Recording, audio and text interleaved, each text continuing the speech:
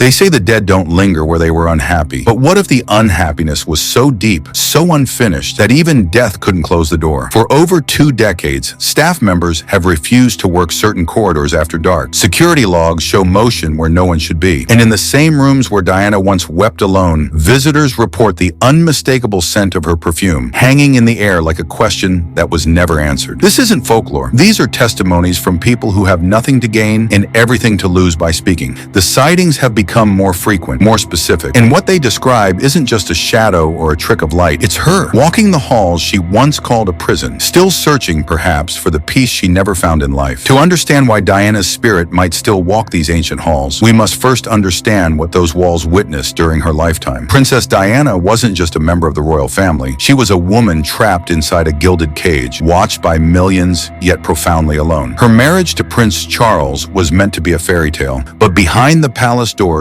it became something far darker. The world saw the glamour, the charity work, the radiant smile. But inside Kensington Palace, inside the private apartments where cameras couldn't reach, Diana was fighting battles that would eventually consume her. She spoke openly, in later years, about her struggles with bulimia, depression, and the suffocating isolation of royal life. She described feeling like a prisoner, monitored and controlled, her every move scrutinized not just by the public, but by the very institution that was supposed to protect her. The palace, with all its grandeur and history, became her cage. And cages, as we know, leave marks on the soul. Marks that don't always fade, even after death. August 31st, 1997, Paris. The world woke to news that felt impossible. Princess Diana, the people's princess, was dead. The circumstances surrounding her death have been analyzed, debated, and questioned for decades. A high-speed chase through a tunnel, paparazzi, a driver under the influence. Theories of conspiracy swirled almost immediately. Was it truly an accident, or was there something more sinister at play? These questions have never been fully answered, not in a way that satisfies everyone. And perhaps that's why Diana's story feels so unfinished. Perhaps that's why her presence has never truly left. In the immediate aftermath of her death, something extraordinary happened. The British public, often reserved and traditional, broke. They wept openly in the streets. They left mountains of flowers outside Kensington Palace, so many that the scent of roses and lilies hung over London for weeks. It was as if the entire nation was mourning not just a princess, but a part of themselves. Diana had represented something vulnerable, something real in a world of carefully managed images, and now she was gone, ripped away suddenly, violently, and far too young. But grief, especially grief that deep and collective, leaves its own kind of energy. And in places where tragedy and sorrow have soaked into the very stones, that energy doesn't always dissipate. It lingers, it waits, and sometimes it takes form. The first reported sighting came less than a year after her death. A palace staff member, a woman who had worked at Kensington Palace for over 15 years, was locking up one of the state apartments late one evening. She was alone, or so she thought. As she turned to leave, she saw a figure standing near the window, silhouetted against the dim light from the courtyard below. The figure was slender, feminine, wearing what appeared to be a long dress. The staff member froze. She knew instantly and without question that she was looking at Diana. She didn't scream. She didn't run. She simply stood there, staring, as the figure turned slowly toward her. The face, she later said, was unmistakable. The soft features, the sad eyes, the way her head tilted slightly to one side, as if listening to something far away. For a moment, their eyes met. And then, as quickly as she had appeared, Diana was gone. Not walking away, not fading slowly, just gone,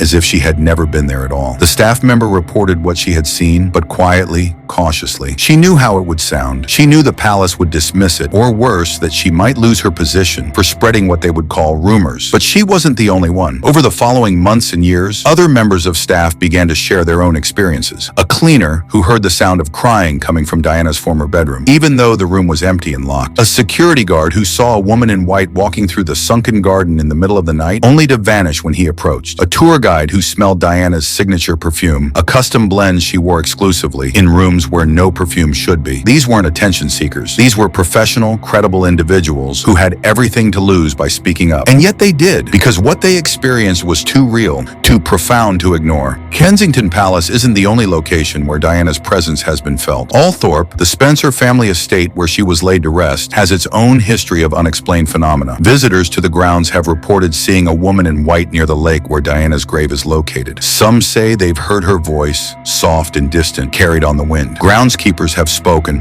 off the record, about lights appearing in windows of the estate at night, lights that shouldn't be there, about the feeling of being watched when walking alone through certain rooms. Even Buckingham Palace, the seat of the monarchy itself, has not been immune. Staff members there have been more reluctant to speak openly, understandably so. But whispers circulate, accounts of cold spots in hallways Diana once walked, the sound of footsteps in empty corridors, and most chillingly, reports of her figure appearing in mirrors, standing just behind someone, only to disappear when they turn around. But the most recent sighting, the one that has reignited global interest and brought us here, is different. It's more detailed, more witnessed, and far more difficult to dismiss. It happened just months ago inside Kensington Palace. In the early hours of a November morning, 3 separate individuals, none of whom knew each other, all reported seeing the same thing. A member of the night security team was making his rounds through the King's State apartments. These rooms are open to the public during the day, but at night they're locked, silent, and empty. As he passed through the King's drawing room, his flashlight flickered. He stopped, checked the battery. It was full. He continued, and that's when he saw her. Standing near the fireplace, exactly where Diana had once posed for an official portrait, was a woman. She was wearing a dark dress, her hair short and blonde, styled the way Diana wore it in the mid-90s. The guard's breath caught in his throat. He couldn't move. He couldn't speak. The woman turned her head slowly, looking directly at him, and he saw her face clearly. It was Diana, not a resemblance, not someone who looked like her. It was her. Her expression, he later told investigators, was one of profound sadness. Not anger, not fear, just sorrow, deep and endless. She seemed to be trying to say something, her lips moving, but no sound came out. The guard took a step forward instinctively, and the moment he did, she was gone. The room was empty again, the fireplace cold, the air still. Shaken, he radioed for backup and reported what he'd seen. Within minutes, 2 other security personnel arrived. They searched the room thoroughly. Nothing. No signs of entry, no disturbances, no rational explanation. But here's where it gets even stranger. While they were searching, one of the other guards stationed at a different entrance to the palace reported seeing a woman matching the exact same description walking through the sunken garden. He didn't know about the first sighting yet. He hadn't been told. And yet his description was identical. Same dress, same hairstyle, same overwhelming sense of sadness. A third witness, a member of the night cleaning crew, was in the hallway connecting the state apartments when she saw a figure pass through a closed door. Not open it, pass through it. She dropped the supplies she was carrying and ran. She later resigned from her position, refusing to work in the palace again. The palace's official response has been, as expected, silence. No public statements have been made. No acknowledgement of the reports, but internally things have changed. Certain areas of the palace are no longer accessed alone at night. Security protocols have been quietly adjusted, and staff members, those willing to speak anonymously, admit that there's a palpable unease now, a tension that wasn't there before. Paranormal investigators have long argued that hauntings are most common in places where trauma occurred. Diana's life in the palace was marked by emotional suffering. Her marriage fell apart within those walls. She battled mental health crises there. She felt betrayed,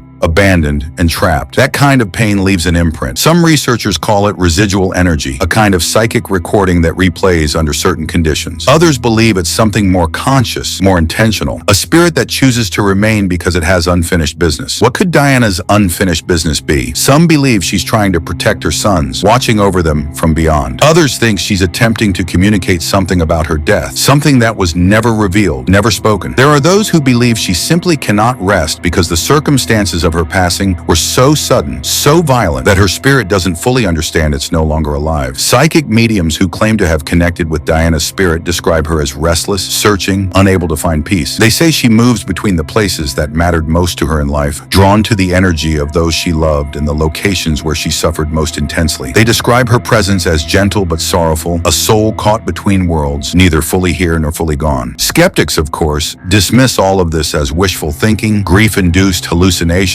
or outright fabrication. They point to the power of suggestion, the psychological phenomenon where people see what they expect to see, especially in places associated with tragedy. They argue that the palace staff, aware of Diana's story, are predisposed to interpret ambiguous experiences as paranormal. A shadow becomes a ghost, a draft becomes a presence, a memory becomes a sighting. But skepticism doesn't explain the consistency of the reports. It doesn't explain why multiple witnesses who didn't communicate with each other describe the same figure in the same locations. It doesn't explain the physical reactions, the genuine terror, the life-altering decisions made made by those who claim to have seen her. And it certainly doesn't explain why, more than 25 years after her death, Diana's presence feels stronger now than it ever has before. Perhaps it's because the world is finally listening. Perhaps it's because the truth about her life, her struggles, and the forces that opposed her are becoming clearer. Perhaps Diana's spirit has been trying to be seen all along. And only now, when the conversation around mental health, institutional abuse, and the dark side of royalty has reached a critical mass, are we finally ready to acknowledge what's been there all along. Can you imagine what it must be like to walk those halls at night, knowing that history has soaked into every stone, that suffering has left its mark in every corner? Can you imagine turning a corner and seeing her standing there, the woman the world loved and lost, still searching for something she never found in life? It's not just a ghost story, it's a tragedy that refuses to end. It's a reminder that some wounds never heal, some questions never get answered, and some souls never find their way home. The palace will never officially confirm these sightings. The institution that once controlled every aspect of Diana's life will continue to control her narrative, even in death. But the people who work there, the ones who've seen her, who've felt her presence, who've heard her voice in the silence, they know the truth. Diana is still there, still walking the corridors where she once lived and suffered, still searching, still waiting, still haunting the palace that could never contain her spirit when she was alive, and certainly cannot now. And perhaps that's exactly as it should be. Perhaps Diana in death has finally claimed the one thing she was denied in life, the freedom to exist on her own terms, to be seen and heard without permission, to remain in the hearts and minds of the world, not as a carefully managed image, but as she truly was, a woman, a mother, a soul that suffered, and a presence that refuses to be forgotten. The question is not whether Diana's ghost walks the palace. The question is what she's trying to tell us, and whether we're finally ready to listen